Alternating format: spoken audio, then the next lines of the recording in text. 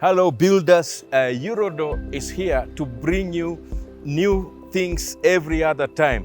Talking of new things, let's check out the new features on the walnut steel security door. You can see the color is dark walnut shade.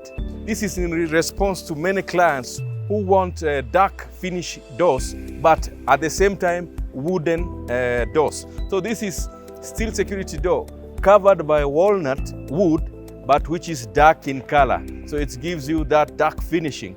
And you can see from up, we have a new laser cut grill, which is very intricate, very special. And there is glass inside.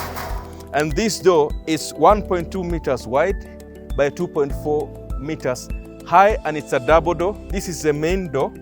We are opening the main leaf and the smaller leaf.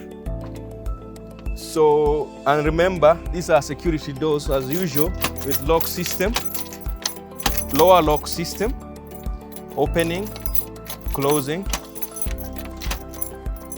and the up lock system, 3-barrel pin, opening and closing. I hope you have seen the new features in our new Eurodo steel security door, and follow us for more on Eurodo TV on YouTube as we give out new exciting. We have so many new things in this season. New doors, new features, new types, new colors. So keep it locked.